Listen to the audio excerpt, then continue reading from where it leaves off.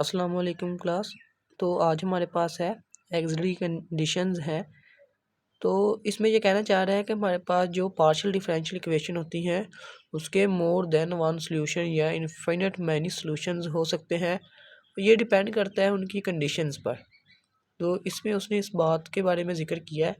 तो जैसे कि ये कहना चाह रहा है कि हमारे पास ये एक इक्वेशन है, इसके ये सारे सॉल्यूशंस हैं और इसके अलावा और भी बहुत से सॉल्यूशंस इसके हो सकते हैं। तो कहता है कि ये डिपेंड करता है उसकी बाउंड्री कंडीशंस और इनिशियल कंडीशंस पर। तो हम देखते हैं कि हमारे पास बाउंड्री और इनिशियल कंडीशंस क्या होती हैं। Boundary conditions these are conditions that must be satisfied at point on the boundary S of the region R in which the partial differential equation hold. Here S may be the boundary curve of a plane region or और the surface of three dimensional region. हमारे पास ये कह रहा है कि एक ये सरफेस है तो जो आर है वो रीजन है उसका। वैसे बेसिकली हम जो बाउंड्री कंडीशंस में करते हैं, जब हम इक्वेशंस को सोल्व कर रहे होते हैं तो हमारे पास कई इक्वेशंस या उसमें कई पॉइंट्स ऐसे बनते हैं जिसमें हमें वो कंडीशंस पुट करनी होती है, फिर हम नेक्स्ट स्टेप पे जा सकते हैं। तो बाउंड्री कंडीशंस हम इसलिए यूज़ करते हैं कि हमारे पास जो उसमें जब हम पार्शियल डिफरेंशियल इक्वेशन को सोल्व करते हैं उसमें कुछ कॉन्स्टेंट्स आते हैं। जैसे आपने वो जब आप करैक्टरिस्टिक इक्वेशन बनाते थे ना, जब आपके पास रूट जो होते थे वो रियल होते थे, आप उसको लिखते ए इंटू ई पावर ए एक्स प्लस बी इंटू ई पावर बी एक्स, इस तरह आप उसके रूट्स लिखते थे। तो जब आप बाउंड्री कंडीशंस आपको गिवन हो तो आप इन कॉन्स्टेंट्स की भी वैल्यूज़ की निकाल सकते हैं। तो हम इन वैल्यूज़ को निकालने के लिए जो चीज़ें यूज़ करते हैं, जो कंडीशंस यूज़ करते हैं, उसे हम बाउंड्री कंडीशंस कहते हैं। तो ये बाउंड्री कंडीशन 3 टाइप की हो सकती हैं, डिरिचलेट हो सकती हैं, न्यूमान हो सकती हैं और मिक्स्ड कंडीशंस हो सकती हैं।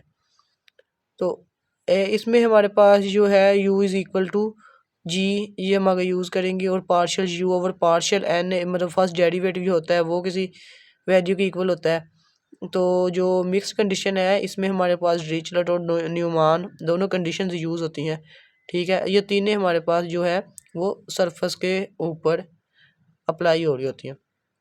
तो इनिशियल कंडीशन है हमारे पास, these are condition that must be satisfied through और अंडरस्टैंड दैट। ये इसमें कहना चाह रहा है कि इनिशियल कंडीशन वैसे बेसिकली हम यूज़ करते हैं जब हम ऐसे इक्वेशंस को सोल्व कर रहे होते हैं तो हमारे पास कई पॉइंट्स बन जाते हैं, जैसे ए यू एक्स नोट या यू ऑफ एक्स।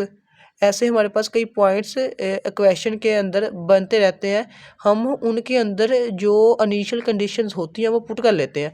जैसे मैं कहता हूँ कि मेरे पास यू ऑफ एक्स या U of 1 is equal to, मैंने अगर दिया हुआ है 3, U of 5 is equal to मैंने दिया हुआ है 9x। तो जब मैं अपने जो क्वेश्चन को सोल्व करूँगा तो मेरे पास जो चीज़ें बनेगी ना, तो उसके अंदर मैंने अपनी ये इनिशियल कंडीशंस पुट कर दी हैं, फिर मैं अपने क्वेश्चन को आगे मूव करवाऊंगा। तो इस तरह हमारे पास ये बाउंड्री कंडीशंस और इनिशियल कंडीशंस होती हैं। ये हम आगे क्वेश्चन देखेंगे तब यूज़ होंगी। तो बाउंड्री वैल्यू प्रॉब्लम्स। तो बाउंड्री वैल्यू प्रॉब्लम है, problem involve a partial differential equation and the boundary condition is called boundary value problem. जिसमें सिर्फ बाउंड्री कंडीशंस गिवन हो तो वो बाउंड्री वैल्यूज प्रॉब्लम होती हैं, जिसमें सिर्फ इनिशियल कंडीशंस गिवन हो वो इनिशियल वैल्यूज प्रॉब्लम होती हैं। वैसे भी मैथमेटिकल मेथड में आपने जो चैप्टर नंबर 10 है उसमें ये की हुई है इनिशियल वैल्यूज़ प्रॉब्लम। उसमें y ऑफ 1 की वैल्यू या y ऑफ 2 की वैल्यूज़ दी होती हैं, तो आप उसको अपनी जब क्वेश्चन को सोल्व करते हैं उसके अंदर पुट करते हैं। तो इनिशियल बाउंड्री वैल्यू प्रॉब्लम है हमारे पास टॉपिक। इस तरह जैसे हमने सिंपल बाउंड्री वैल्यू प्रॉब्लम के बारे में देखा, और simple initial boundary value problem भी सेम बाउंड्री वैल्यू प्रॉब्लम्स की तरह ही होते हैं, उसमें सिर्फ इनिशियल कंडीशंस गिवन होती हैं। अब हमारे पास कुछ ऐसे क्वेश्चंस होंगे जिसमें इनिशियल कंडीशंस भी गिवन होंगी और बाउंड्री कंडीशंस भी गिवन होंगी। तो हम फिर अपने जो क्वेश्चन होगा उसके अंदर दोनों कंडीशंस को बारी बारी पुट करने के बाद हम क्वेश्चन को सोल्व करेंगे। तो ये उसने दिया हुआ स्ट्रक्चर, जी हमारे पास एक सवाल है और ये हमारे पास इनिशियल कंडीशंस और फिर ये बाउंड्री कंडीशंस दी हुई हैं। आगे बाकायदा हम इसमें डिटेल से भी स्टडी करेंगे। और बाद में कहना चाह रहा है कि formation of partial differential equation में be derived either by the elimination of arbitrary constant from a given relation between the variable or by the elimination of arbitrary function involving the variable. कहना चाह रहा है कि हमारे पास जो question है वो गिवन है, उसमें जब हम आर्बिट्रेरी कांस्टेंट को सेपरेट कर लेते हैं तो हमारे पास जो इक्वेशन बनती है वो भी एक पार्शियल डिफरेंशियल इक्वेशन ही होती है।